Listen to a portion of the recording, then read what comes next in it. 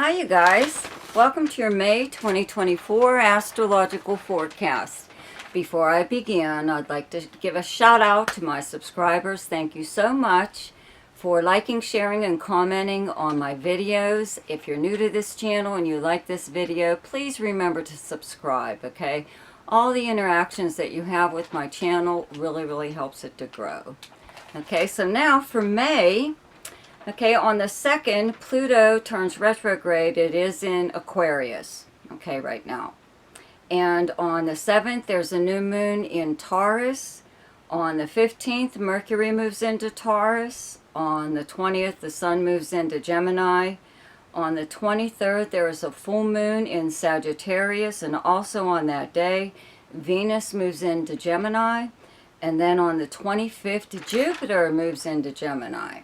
Okay, and I did do a separate video on Jupiter and Gemini, so go listen to that to get more detail, because I'm not going to really cover it in your monthly forecast because I already did it in that video. Okay, and don't forget to check out my weekly forecasts, which have become actually like a daily short. Whenever there is a major aspect, okay, is when I post a daily short. Okay, now for your forecast. Hi, Cancer. So the month does start off, okay, with Pluto turning retrograde in Aquarius in your 8th house. That's where you have Aquarius. And the 8th house is a money house. It is other people's money and resources, among many other things. However, the 8th house is naturally ruled by Scorpio.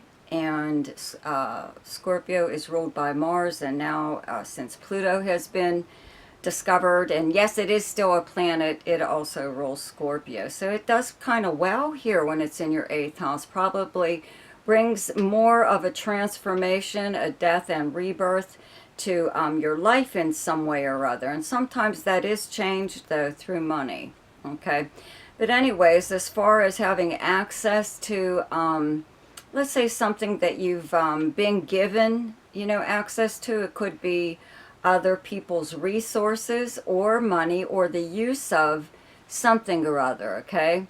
It may slow down a little bit, that's all, with this turning retrograde, and even money that's coming to you that you're waiting on.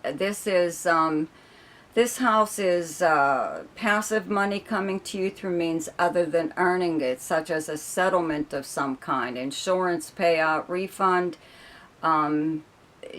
increase in like a bank loan or a credit card or something or other, so that just slows down a little bit, that's all. It probably won't even be that noticeable.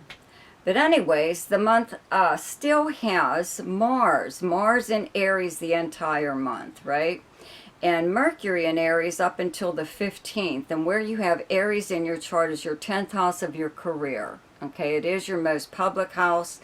It's how the public views and speaks about you publicly. So if you are like a celebrity of some kind, you would be getting a lot more press at this time. And it looks like it's good, right? And if not, people are still discussing you in some way or other, usually like on social media, something like that. But Mars does really well in the 10th house. This is a house sort of competition, okay? It is pretty much your house of career.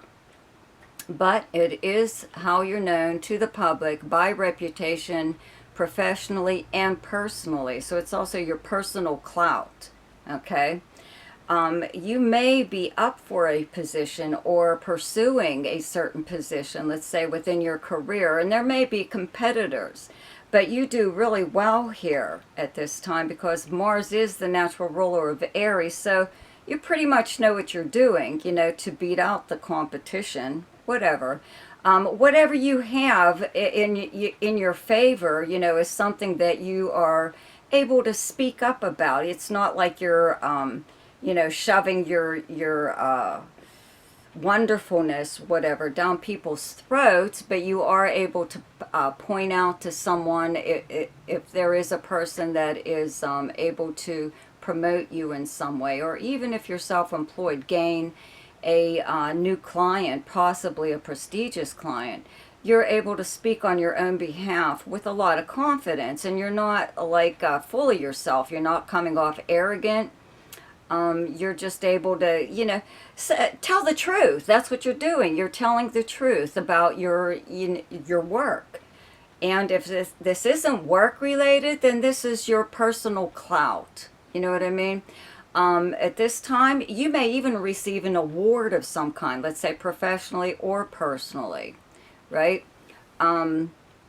But you are able, again, to represent yourself with confidence, and you should, because your reputation speaks for itself. Your reputation is good, okay?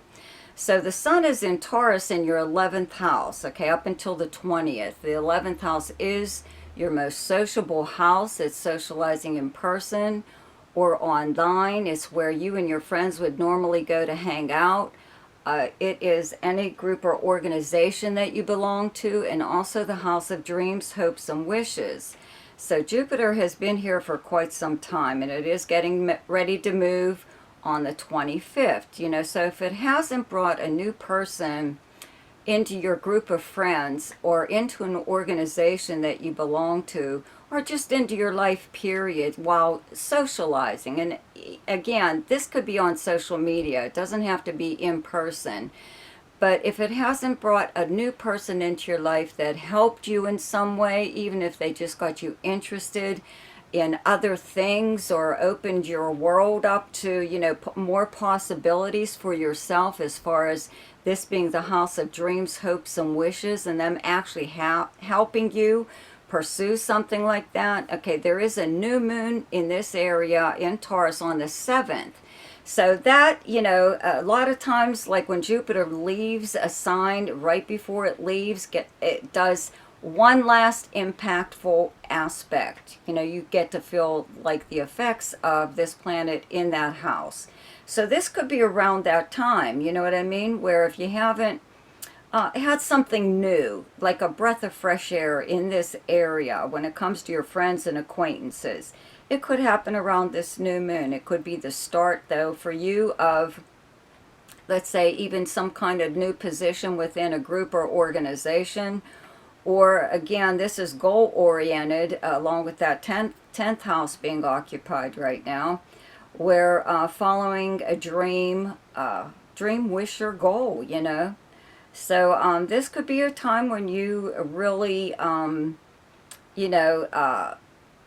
not just pursue, but actually claim one of these very things. Okay, now Mercury moves here on the 15th and is here, I believe, till the end of the month. Okay, so you're going to have a lot more contact with your friends, maybe this is a time of year where you all get together. In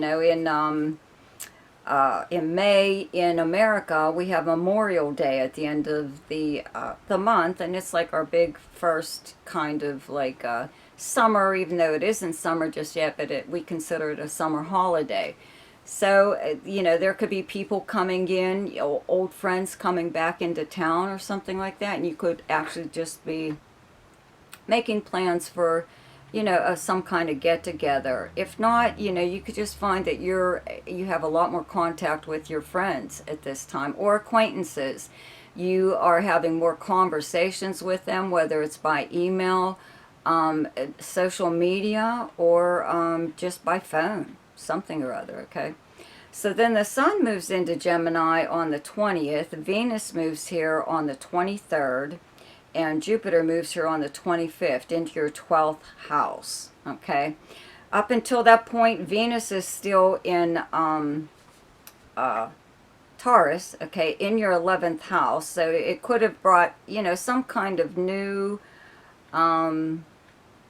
new romantic interest into your life or something or other, because when it moves into your 12th house, you get a little bit more curious about this person, you know what I mean? Or they you. You could find out even at this time that you have a secret admirer of some, that has been around all along and you were unaware of it, something like that. But when Venus is in the 12th house, a lot of times it brings about a secret relationship that maybe you're not ready to like expose to the public just yet. It's also Venus being a creative planet and Jupiter being here at the same time, and then the Sun. You could be working on some kind of really wonderful secret project that is, it's a creative project of some kind. You could be writing or some form of art or something or other, okay, that you are possibly preparing for when planets move into your first house. You're like on the scene again, you know what I mean? And you may expose whatever it is that you're doing at this time, or possibly just not necessarily keep it secret, but you're not going around blabbing it everywhere, okay? Also, for Jupiter here in the 12th house, be sure to listen to the video on Jupiter in Gemini that I did, okay? So it'll go into a lot more detail. But again, at this time, you know, there's something or other possibly going on behind the scenes, okay? Now, there's a full moon in Sagittarius, okay, on the 23rd in your 6th house. It's directly across from your 12th house of Gemini. And the 6th house is the workplace, your co-workers, the kind of work that you do. It's also the house of service to others and your house of health. Okay, well, there really aren't any planets here right now transiting in Sagittarius, so I don't think it's too much of a big deal. Just that maybe you might find out about something that's going on at work, you know, with a co-worker or the company that you work for, or, you know, could be something coming up, you know, with a work schedule or something a little different, okay? But a full moon exists to bring a problem to the surface so it can be dealt with and done away with. So if you were having any kind of problems, let's say like at work with a coworker or a boss or even the company, I would think that you'd be taking care of it around this time, okay? So the best time to do something each month is when the moon is in your own sign, and the moon is in Cancer on the 1st and 12th. I'm sorry, the 11th and 12th. The best time to lay low is when the moon is in your opposite sign, and your opposite sign is Capricorn, and those dates are the 25th, 26th, and 27th. The best time for romance, recreation, creativity, fun, gambling, or speculation, and anything to do with children is the 6th, 7th, 8th, 20th, 21st, and 22nd. The best time for money is the 13th, 14th, 15th, 27th, 28th, and 29th. The best time for your career is the 4th, 5th, and 6th. And the best time for communication and travel is the 2nd, 3rd, 4th, 15th, 16th, 17th, 30th, and 31st. So I hope you enjoyed your forecast for May. Be sure to check out my weekly forecast, which is now a daily short. See ya!